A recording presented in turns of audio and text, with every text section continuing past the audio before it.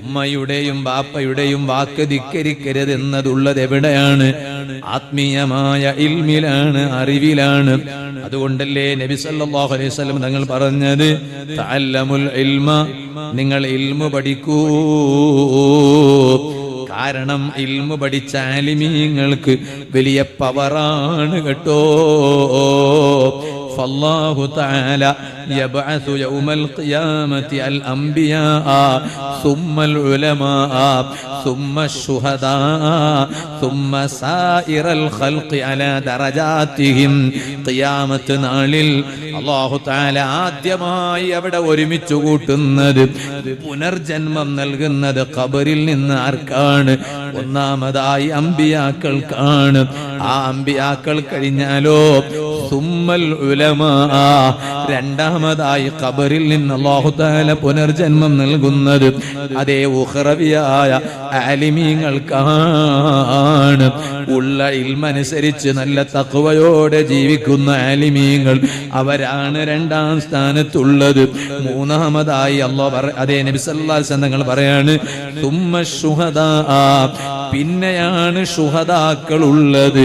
സുമ്മ സായിറൽ ഖൽഖി അലാ ദറജാതിഹിം, പിന്നെയാണ് അല്ലാഹുവിന്റെ മറ്റു സൃഷ്ടികൾ. അവരുടെ ദറജയനുസരിച്ച്, അവരുടെ പദവി അനുസരിച്ച് അല്ലാഹു തആല അവരെ ഒരുമിച്ച് കൂട്ടുന്നത് അങ്ങനെയാണ്. അവിടെ പറഞ്ഞത് ഇൽമു പഠിക്കണം എന്നാണ്. മഹാനവരുകൾ വലിയ സ്ഥാനത്തെത്താൻ കാരണം മഹാനവരുകളുടെ ഉമ്മ മഹാനവരുകളെ ഇൽമു പഠിക്കാൻ പറഞ്ഞയച്ചു. ആ മതപരമായ ഇൽമിലാണ് മാതാപിതാക്കളെ ധിക്കരിക്കരുത് എന്നുള്ളത്. അതാണ് ഖുർആൻ പറഞ്ഞത്. സൂറത്തുൽ ഇസ്രായിൽ അല്ലാഹു തആല പറഞ്ഞില്ലേ, വഖളാ റബ്ബുക അല്ലാ തഅബുദു ഇല്ലാ ഇയ്യാ വബിൽ വാലിദൈനി ഇഹ്സാനാ. അല്ലാഹുവിനെ മാത്രം ആരാധിക്കണമെന്ന് പറഞ്ഞ ഉടനെ സൂറത്തുൽ ഇസ്രായിൽ അല്ലാഹു പറയാണ്, വബിൽ വാലിദൈനി ഇഹ്സാനാ, മാതാപിതാക്കൾക്ക് ഗുണം ചെയ്യണം.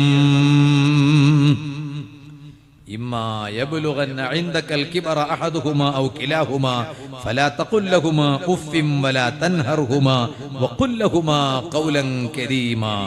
അത് വലിയ വിഷയമാണ്. മാതാപിതാക്കൾക്ക് പ്രായമായാൽ അപ്പോൾ അവരെ വേദനിപ്പിക്കുന്ന ഒരു വാക്കും പറഞ്ഞു പോകരുത്. എന്താ അങ്ങനെ പറയാൻ കാരണം?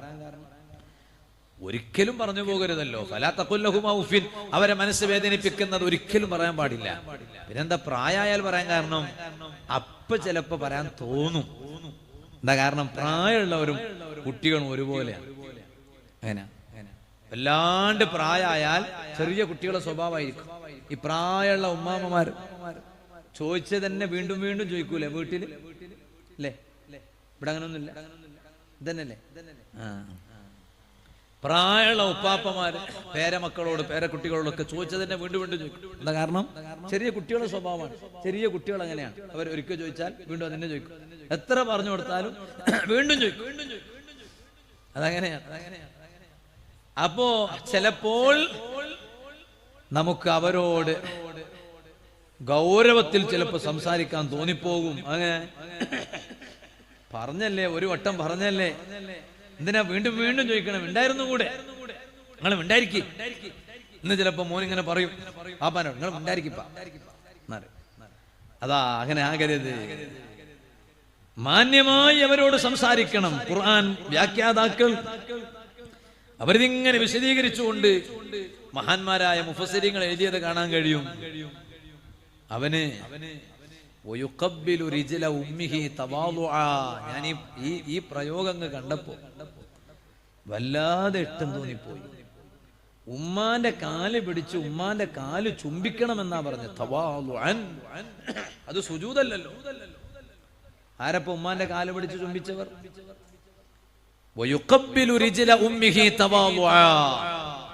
ഉമ്മാനോട് വിനയം കാണിച്ചുകൊണ്ട്, വിനയം പ്രകടിപ്പിച്ചുകൊണ്ട് ഉമ്മാന്റെ കാലിങ്ങനെ ചുംബിക്കണം. വലാ തൻഹർഹുമാ വഖ്ഫിദ് ലഹുമാ ജനാഹ ദുല്ലി മിനർ റഹ്മ. റഹ്മത്തിന്റെ ചിറക് അവർക്ക് താഴ്ത്തിക്കൊടുക്കണം എന്ന് പറഞ്ഞ ഖുർആനിന്റെ തഫ്സീരിൽ ഒരുപാട് മുഫസ്സിരീങ്ങൾ ഇത് വിശദീകരിച്ചിട്ടുണ്ട്, ഒരുപാട് പറയുന്നുണ്ട്. ഇപ്പോൾ അതൊന്നും വിശദമായി പറയാൻ നേരൊന്നുമില്ല. ഉമ്മാനോടുള്ള കടപ്പാട് അത്രക്കുണ്ട്. അതുകൊണ്ട് ആ കാലൊന്ന് ചുംബിക്കണം. അത് സുജൂദ് ചെയ്യലല്ല, ഇബാദത്തല്ല, ഒക്കെ തവാദുആണ്, അതിന് വിരോധമൊന്നുമില്ല. അതുകൊണ്ടാണല്ലോ ബഹുമാനപ്പെട്ട ഉസ്താദ് അബൂ ഇസ്ഹാഖ് റളിയല്ലാഹു അൻഹു മഹാനവരുകളുടെ അരികിലേക്ക് ഒരാൾ വന്നിട്ട് പറഞ്ഞു, ഒരു ചെറുപ്പക്കാരൻ വന്നിട്ട് പറഞ്ഞു, അല്ല, ഞാൻ ഇന്നലെ സ്വപ്നത്തിൽ നിങ്ങളെ താടി രോമങ്ങളിൽ മുത്ത് രത്നങ്ങളൊക്കെ ഇങ്ങനെ നിങ്ങളെ താടി രോമങ്ങളിൽ ഇങ്ങനെ വെച്ചു പിടിപ്പിച്ചത് ഞാൻ ഇന്നലെ സ്വപ്നത്തിൽ കണ്ടു. അപ്പൊ മഹാനവരുകൾ പറഞ്ഞു, സ്വതക്കത്ത, മോനെ നീ കണ്ടത് ശരിയാണ്, സത്യമാണ്. എന്താ കാരണം എന്നറിയോ? ഫഇന്നി അൽ ബാരിഹ മസഹതു ലിഹ്യതി തഹത ഖദമി വാലിദതി ഖബല അൻ നിംതു ഫഹാദാ മിൻ ദാകാദു. ഞാൻ ഇന്നലെ രാത്രി കിടന്നുറങ്ങുന്നതിന് മുമ്പ് എന്റെ താടി രോമം കൊണ്ട് ഉമ്മാന്റെ കാലിന്റെ അടിഭാഗം ഞാൻ അങ്ങ് തടകിക്കൊടുത്തു, എന്റെ താടി രോമം കൊണ്ട് തടകിക്കൊടുത്തു. അപ്പൊ ഫഹാദാ മിൻ ദാക, ഇത് എനിക്ക് കിട്ടിയത് അതുകൊണ്ടാണ് എന്ന് ബഹുമാനപ്പെട്ട അൽ ഉസ്താദ് അബൂ ഇസ്ഹാഖ് റഹ്മത്തുള്ളാഹി അലൈഹി മഹാനവരുകൾ ഈ വന്ന ചെറുപ്പക്കാരനോട് പറഞ്ഞു. എന്നാ കുട്ടികളൊക്കെ ഇങ്ങനെ ആകണമെങ്കിൽ, ഉമ്മാനോടും ഉപ്പാനോടൊക്കെ മക്കൾക്ക് സ്നേഹം തോന്നണമെങ്കിൽ, ബഹുമാനം തോന്നണമെങ്കിൽ, ആദരവ് തോന്നണമെങ്കിൽ, ഖബറിൽ കിടക്കുന്ന ഉപ്പാക്കും ഉമ്മാക്കും എന്തെങ്കിലും ഗുണം മക്കള് ചെയ്യണമെന്ന് മക്കളെ കൽബിൽ തോന്നണമെങ്കിൽ ആ കുട്ടികൾക്ക് മതപരമായ അറിവ് കൊടുക്കണ്ടേ രക്ഷിതാക്കൾ? ആ രൂപത്തിൽ കുട്ടികളെ വളർത്തിക്കൊണ്ടുവരേണ്ടതില്ലേ? ഓ എന്റെ അനുജന്മാരോട് പറയുകയാണ്, നമ്മുടെ ജീവിതത്തിൽ നാം ശ്രദ്ധിക്കേണ്ടുന്ന ഏറ്റവും പ്രധാനപ്പെട്ട ഒന്നാണ് അദ്ദുആഉ ലിൽ വാലിദൈൻ. മാതാപിതാക്കൾക്ക് വേണ്ടി ദുആ ചെയ്യുക, അത് വളരെ പ്രധാനമാണ്. ജീവിച്ചിരിപ്പുള്ളവരാണെങ്കിലും മരണപ്പെട്ടവരാണെങ്കിലും മാതാപിതാക്കൾക്ക് വേണ്ടി ദുആ ചെയ്യുന്ന മക്കളാകണം. കാരണം ഹദീസിൽ കാണാം, നബി സല്ലല്ലാഹു അലൈഹി വസല്ലം തങ്ങൾ പറഞ്ഞില്ലേ, ഇദാ തറക്കൽ അബ്ദു അദ്ദുആ ലിൽ വാലിദൈനി യൻഖതിഉ അൻഹു റിസ്ഖു ഫിദ് ദുനിയാ. മാതാപിതാക്കൾക്ക് ദുആ ചെയ്യുന്നത് ഒരടിമയെങ്കാലും നിർത്തിവെച്ചാൽ, ഉപേക്ഷിച്ചാൽ, ദുനിയാവിൽ ആ അടിമയെ തൊട്ടുള്ള റിസ്ക് ഇങ്ങനെ കുറഞ്ഞു കുറഞ്ഞു വരും. റിസ്ക് മുടങ്ങിപ്പോകാൻ ഒരു കാരണമാണ് മാതാപിതാക്കൾക്കുള്ള ദുആ നിർത്തിവെക്കുക എന്നത്.